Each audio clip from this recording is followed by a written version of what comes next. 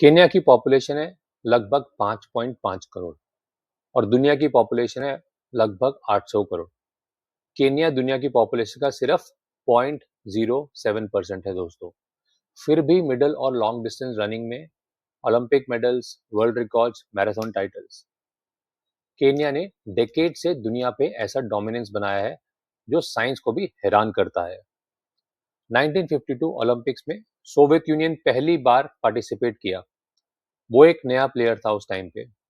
फिर भी उनका मेडल टैली इतना था कि अमेरिका को जेन्युइनली अमेरिका नर्वस हो गया उसे देखकर, क्योंकि सोवियत यूनियन ने खेल को साइंस की तरह ट्रीट किया, जबकि बाकी दुनिया अभी भी सिर्फ इंट्यूशन पे चल रही थी।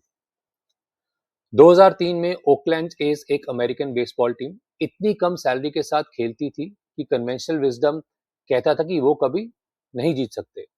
फिर भी उन्होंने एक सीजन में 20 कंसेक्यूटिव गेम्स जीते, जो आज भी एक रिकॉर्ड है दोस्तों। और सिर्फ इसलिए क्योंकि उन्होंने डेटा का यूज किया, जो उस टाइम पे कोई नहीं कर रहा था। और आखिरी में मुंबई इंडियंस, आईपीएल की सबसे सक्सेसफुल टीम। हॉकाय, जो एलबीडब्ल्यू डिसाइड करता है, आईआईटी मद्रास का स्पोर्ट्स साइंस सेंटर। और इंडिया में ये सब कब शुरू हुआ, और क्या इंडिया इस रेवोल्यूशन का पूरा फायदा उठा रहा है या नहीं। तो 4 अलग कहानियां, 4 अलग एरास और एक कॉमन थ्रेड, साइंस। आज हम देखेंगे कि साइंस ने स्पोर्ट को कैसे बदला। नमस्कार दोस्तों, मैं हूं तरुण पत्रिया और ये है मिराक्यूल्स हाई परफॉर्मेंस लैब। मॉड्यूल 1 के लेक्चर 3 में आगे बढ़ते हैं। तो पहले हम समझते हैं केन्या की स्टोरी। 1968 ओलंपिक्स के बाद से केनियन रनर्स ने मिडिल और लॉन्ग डिस्टेंस रनिंग में दुनिया को कंसिस्टेंटली डोमिनेट किया है। वो सिर्फ जीतते नहीं है, वो रिकॉर्ड्स को तोड़ते हैं। और साइंटिस्ट ने डिकेड्स तक ये समझने की कोशिश की कि आखिर ऐसा क्यों हो रहा है।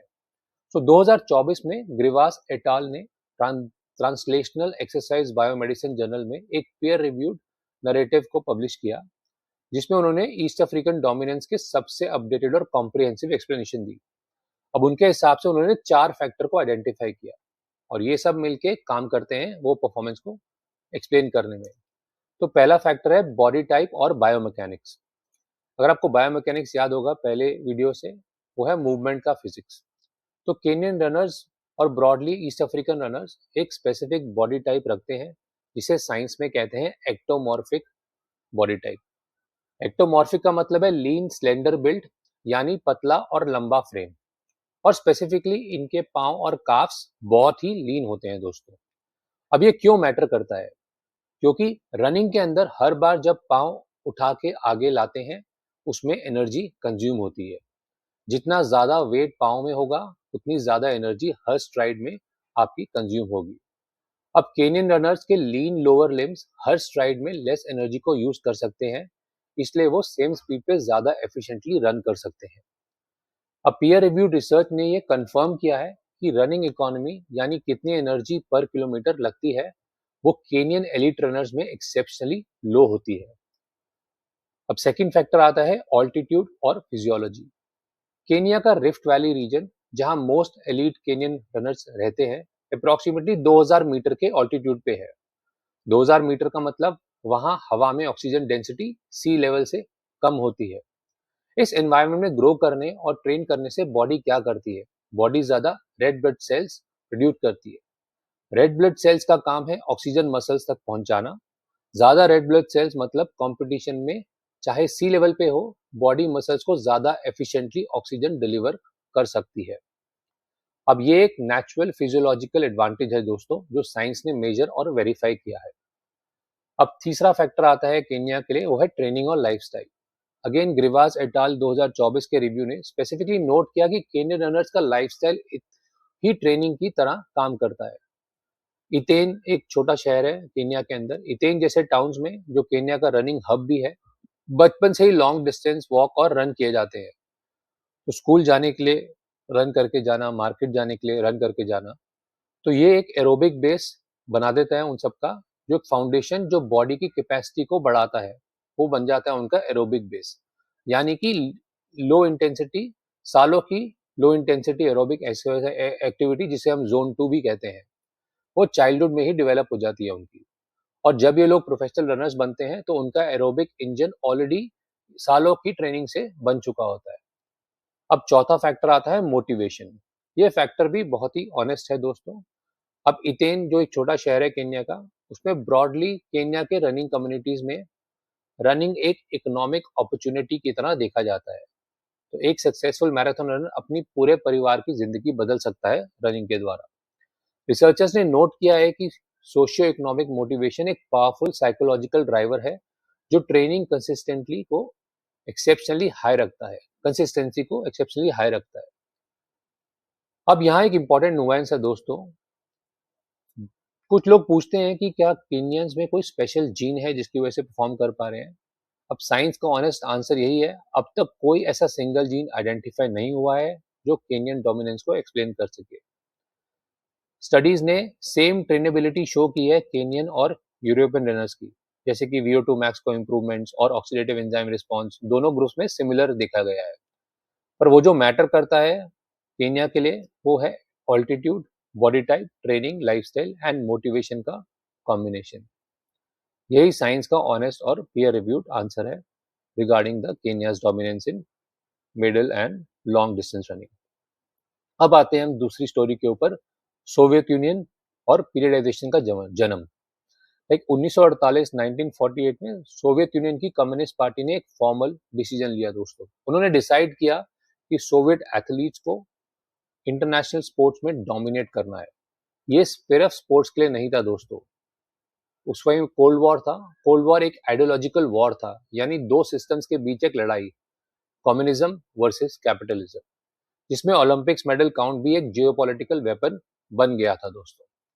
और अगर तुम जीतना चाहते हो तो तुम्हें इसे सीरियसली इन्वेस्ट इसमें आपको करना पड़ेगा, जो सोवियत ने किया। सोवियत यूनियन के साइंटिस्ट और कोचेस ने एक साथ काम पर लग गए और जो निकला उस का आउटकम वो था ट्रेनिंग, जो एक entirely new way of thinking था। इसका नाम था पीरियडाइजेशन। पीरियडाइजेशन यानी ट्रेनिंग को सिस्टमैटिक फेजेस में डिवाइड करना। अब ट्यूडोर बॉम्पा जो वेस्टर्न वर्ल्ड में पीरियडाइजेशन का सबसे बड़े अथॉरिटी हैं, उसने ग्राउंड ब्रेकिंग थ्योरी 1963 में रोमानिया में इंट्रोड्यूस की। इस सिस्टम को अडॉप्ट करने के बाद ईस्टर्न ब्लॉक कंट्रीज ने 1970s और 80s में इंटरनेशनल स्पोर्ट्स में डोमिनेट किया दोस्तों। अब बॉम्पा की periodisation book periodisation theory and methodology of training आज 19 लैंग्वेज में ट्रांसलेट हो चुकी है और 180 से ज्यादा कंट्रीज में यूज होती है दोस्तों। इतना इंपॉर्टेंट थ्योरी है इसका। अब समझते हैं पीरियडाइजेशन का कोर कंसेप्ट क्या होता है। पीरियडाइजेशन कहती है कि रैंडमली मत ट्रेन करिए, ट्रेनिंग को फेजेस में तोड़िए। तो पहला फेज है आपका बेस बिल्डिंग, यानी वॉल्यूम ज्यादा होता है इसमें और इंटेंसिटी कम होती है, बॉडी की एरोबिक फाउंडेशन बनाता है ये। दूसरा फेज है स्ट्रेंथ डेवलपमेंट। अब आप लोड बढ़ाइए, वॉल्यूम थोड़ा कम करिए, बॉडी आपकी स्ट्रांगर होती है। तीसरा फेज है पावर और स्पीड। अब एक्सप्लोसिव वर्क शुरू होता है इसके अंदर, मसल्स कन्वर्ट होती हैं रॉ स्ट्रेंथ से और शॉर्ट स्पेसिफिक पावर के अंदर। चौथा फेज है पीकिंग। कंपटीशन से पहले इसमें वॉल्यूम ड्रास्टिकली कम कर दीजिए, बॉडी को फ्रेश रखिए लेकिन ट्रेन भी रहती है। इसको कहते हैं tapering in technical definition. And फिर कंपटीशन और फिर रिकवरी, जहां बॉडी रिचार्ज करती है। तो इससे पहले ये सिस्टम एग्जिस्ट नहीं करता था। एथलीट्स बस ट्रेन जितना करते थे और होप करते थे कि कंपटीशन के दिन वो अच्छे होंगे और परफॉर्म कर पाएंगे। पीरियडाइजेशन ने ये कॉन्सेप्ट को चेंज किया। अगेन ये गारंटी नहीं देता, लेकिन ये एक सिग्निफिकेंटली इंप्रूव करता है कि एथलीट कंपटीशन के एग्जैक्ट दिन पे अपने पीक पे हो दोस्तों। आज प्रीमियर लीग फुटबॉल क्लब्स ये यूज करते हैं, ओलंपिक प्रोग्रामर्स वर्ल्ड वाइड ये यूज करते हैं, आईपीएल क्रिकेट टीम्स ये यूज करती हैं और नेशनल क्रिकेट बोर्ड के कंडीशनिंग कोचेस पीरियडाइज ट्रेनिंग ब्लॉक्स बनाते हैं। ये सब सोवियत स्पोर्ट्स साइंस की लेगेसी है दोस्तों। अब आते हैं हम अगले चैप्टर के ऊपर, जो है डेटा रेवोल्यूशन, मनी बॉल, जिसे हम कहते हैं, एक मूवी भी है इसके ऊपर। 2002 Oakland A's major league baseball America ना। ओकलैंड एज एक छोटी सी टीम थी, लिमिटेड बजट के साथ। उनके जनरल मैनेजर थे Billy Beane. Conventional wisdom baseball में तब ये था कि अच्छे प्लेयर्स वो होते हैं जो एक्सपीरियंस स्काउट्स देख के आइडेंटिफाई करते हैं, आई टेस्ट, इंट्यूशन, गट फीलिंग के बेस के ऊपर। बट बिली बीन ने कुछ अलग किया। उन्होंने एक इकोनॉमिस्ट पॉल डी पोडेस्टा को हायर किया और डी पोडेस्टा ने डेटा एनालाइज किया, स्पेसिफिकली वो स्टैटिस्टिक्स जो एक्चुअली रन्स स्कोरिंग से कोरिलेट करते थे, जो अल्टीमेटली गेम्स जीतने में हेल्प करते हैं।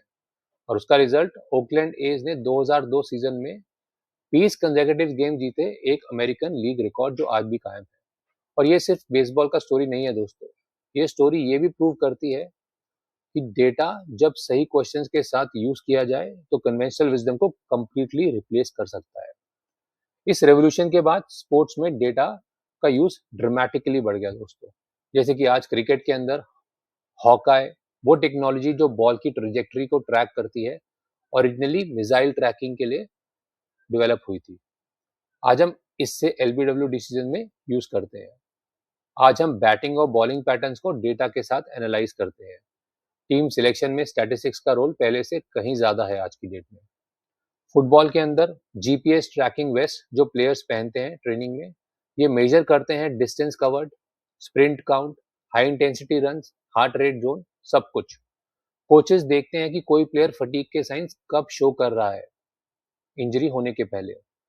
एथलेटिक्स के अंदर वेरिएबल सेंसर्स जो बायोमैकेनिक्स मेजर करता है, STRIDE length, ground contact time, vertical oscillation यानी रनिंग में ऊपर नीचे बाउंस कर कितना है, ये सब रियल टाइम में एनालाइज होता है। ये सब साइंस ने पॉसिबल बनाया। तो measurement, data analysis and application. और दोस्तों ये रेवोल्यूशन सिर्फ अमेरिका और यूरोप में नहीं हुआ, ये रेवोल्यूशन इंडिया में भी आ गया है। 3 एग्जाम्पल जो हम सबके लिए बहुत ही फेमिलियर हैं, हम उसके बारे में बात करेंगे। पहला है हॉकाई और डीआरएस। जब भी इंडियन क्रिकेट मैच देखते हैं और कोई एलबीडब्ल्यू अपील होती है और कैप्टन रिव्यू लेता है, स्क्रीन पे एक बॉल की ट्रेजेक्टरी दिखती है, वो हॉक आई है। वो टेक्नोलॉजी बॉल का एग्जैक्ट पाथ को ट्रैक करती है कंप्यूटर विजन और फिजिक्स मॉडल्स की मदद से, और ये डिसाइड करती है कि बॉल स्टंप्स हिट करेगी या नहीं। दोस्तों ये भी एक स्पोर्ट साइंस है। हम इसे एंटरटेनमेंट समझते हैं, लेकिन ये मेजरमेंट और डेटा का डायरेक्ट एप्लीकेशन है स्पोर्ट्स के अंदर। दूसरा, मुंबई इंडियंस और आईपीएल का डेटा रेवोल्यूशन। अब मुंबई इंडियंस आईपीएल की सबसे सक्सेसफुल टीम है और वो पब्लिकली कहते हैं कि डेटा एनालिटिक्स उनका कॉम्पिटिटिव एडवांटेज है। रोहित शर्मा ने खुद कहा है कि एनालिटिक्स और डेटा ने उन्हें फील्ड पे बहुत हेल्प किया है। आईपीएल 2026 में प्लेयर स्मार्ट जर्सीज पहनते हैं जीपीएस और हार्ट रेट सेंसर्स के साथ, जो कोचेस को रियल टाइम में बताता है कि कोई प्लेयर कब फटीग शो कर रहा है और कब रेस्ट देना जरूरी है उनको इंजरी होने से पहले। ये वही जीपीएस ट्रैकिंग है जो हमें फुटबॉल के एग्जाम्पल में देखा था, अब आईपीएल में भी आ चुका है। और थर्ड पॉइंट है आईआईटी मद्रास। इंडिया की सबसे प्रेस्टिजियस इंजीनियरिंग इंस्टीट्यूट ने एक डेडिकेटेड स्पोर्ट्स साइंस और एनालिटिक्स रिसर्च सेंटर लॉन्च किया है दोस्तों। क्रिकेट, टेनिस, रनिंग, फुटबॉल, चारों के लिए फिजिक्स बेस्ड और डेटा ड्रिवन मॉडल्स डेवलप हो रहे हैं और उनका स्टेटेड गोल है इंडिया के ओलंपिक आउटकम्स को इम्प्रूव करना। दोस्तों ये 3 एग्जाम्पल एक बात प्रूव करते हैं कि स्पोर्ट्स साइंस का रेवोल्यूशन अब इंडिया का भी हिस्सा बन चुका है और इस चैनल पे हम इसी साइंस को सबसे एक्सेसिबल बनाने के फॉर्मेट में शेयर करते रहेंगे। अब समझते हैं साइंस का असली impact. American college of sports medicine ACSM, जो दुनिया की लार्जेस्ट स्पोर्ट्स मेडिसिन ऑर्गेनाइजेशन है, कहती है the application of sports science has been central to the dramatic improvements in athletic performance observed across all sports over the past century. Simple words में वो improvement जो हमने मॉड्यूल 1 वीडियो में 1 में देखा था, जो आपका रेस का मैराथन जो अब 2 घंटे से 1 घंटा 15 मिनट्स में हो गया, सेबेस्टियन सावे का लेटेस्ट लंदन का, वो वेट लिफ्टिंग में 111 से 267 केजीज, ये सब जेनेटिक्स से नहीं आया दोस्तों, ये सब चांद से नहीं आया, ये साइंस के पॉसिबल किया, ऑब्जर्वेशन से, डेटा से, मेजरमेंट से, एप्लीकेशन से। और अब ये साइंस जो पहले सिर्फ एलीट एथलीट्स के कोचेस को अवेलेबल थी, इस चैनल पे हम इस सबके लिए एक्सेसिबल बना रहे हैं इसको, और यही हमारे चैनल का मिशन है। अब समझते हैं मॉड्यूल 1 में हमने क्या क्या सीखा। मॉड्यूल 1 में पहले हमने सीखा कि कैसे स्पोर्ट्स साइंस कहाँ से आया और उसका एवोल्यूशन कैसे हुआ। वीडियो 2 में हमने समझा कि स्पोर्ट्स साइंस के 4 डिसिप्लिन कौन से हैं, फिजियोलॉजी, बायोमैकेनिक्स, न्यूट्रिशन और साइकोलॉजी। और ये चारों एक साथ कैसे काम करते हैं एक एथलीट के अंदर। और इस वीडियो में हमने देखा कि साइंस ने रियल वर्ल्ड में स्पोर्ट को कैसे बदला है over the multiple years. Kenya ने दिखाया कि ऑल्टीट्यूड, बायोमैकेनिक्स और ट्रेनिंग लाइफस्टाइल एक अनमैच एरोबिक बेस कैसे बनाता है। सोवियत यूनियन ने दिखाया कि सिस्टमैटिक पीरियडाइजेशन ट्रेनिंग को गेस वर्क से साइंस में बदल देता है। डेटा रेवोल्यूशन ने दिखाया कि सही क्वेश्चंस के साथ नंबर्स कन्वेंशनल विजडम से बेटर डिसीजन देते हैं। और अब हम मॉड्यूल 2 में जाते हैं, जहाँ पे हम समझेंगे एक्सरसाइज फिजियोलॉजी, जहाँ हम बॉडी के अंदर जाते हैं energy systems, VO2 max, lactate threshold, acute responses and chronic adaptations, वो इंजन जो ये सब पॉसिबल बनाता है। आइए इस वीडियो को समराइज करते हैं। तो पहला पॉइंट जो है वो है केन्या का डोमिनेंस किसी एक जीन से एक्सप्लेन नहीं होता। Altitude, ectomorphic body type and lean lower limbs की running, economy, childhood aerobic training और सोशियो इकोनॉमिक मोटिवेशन, ये चारों मिलके काम करते हैं। 2024 की पीयर रिव्यू रिसर्च का यही कहती है। दूसरा पॉइंट, सोवियत यूनियन ने 1948 में स्पोर्ट्स को साइंस की तरह ट्रीट करना शुरू किया। पीरियडाइजेशन ट्रेनिंग को सिस्टमैटिक फेजेस में डिवाइड करना वहां जन्म लिया उसने। आज ये हर एलिट स्पोर्ट में यूज होता है। और तीसरी बात, डेटा रेवोल्यूशन ने प्रूव किया कि सही मैट्रिक के साथ गट फीलिंग से बेटर डिसीजन लिए जा सकते हैं। ओकलैंड एस के शुरू हुआ और अब आईपीएल में जीपीएस जैसे Hawkeye, DRS and IIT Madras का स्पोर्ट्स साइंस सेंटर। इंडिया भी इस रेवोल्यूशन का हिस्सा है। एंड चौथी बात, एथलेटिक परफॉर्मेंस में ड्रामेटिक इंप्रूवमेंट साइंस से आई है। ऑब्जर्वेशन से, मेजरमेंट से, एप्लीकेशन से, जेनेटिक्स या लक से नहीं। दोस्तों, ये था मॉड्यूल 1 का आखिरी वीडियो। अब मॉड्यूल 2 शुरू होता है, एक्सरसाइज फिजियोलॉजी, बॉडी के अंदर की पूरी कहानी। अंत में दोस्तों हम बोलना चाहेंगे कि इस वीडियो में शेयर की गई हर इन्फॉर्मेशन एजुकेशनल पर्पस के लिए है। ये प्रोफेशनल कोचिंग या मेडिकल एडवाइस की जगह नहीं है। किसी भी स्पेसिफिक ट्रेनिंग या परफॉर्मेंस कंसर्न के लिए प्लीज एक क्वालिफाइड स्पोर्ट्स साइंस प्रोफेशनल से मिलें और डॉक्टर से मिलें खुद भी शुरू करने के पहले। तो आगे अगले वीडियो में हम समझेंगे एक्सरसाइज फिजियोलॉजी क्या है, बॉडी के अंदर क्या होता है जब हम एक्सरसाइज करते हैं, acute response and chronic adaptation, और एक साइंटिस्ट की स्टोरी जिसने खुद पे एक्सपेरिमेंट्स किए और नोबेल प्राइज जीता। तो सब्सक्राइब करिए, बेल आइकन दबाइए और आगे लैब में मिलते हैं। नमस्कार, धन्यवाद।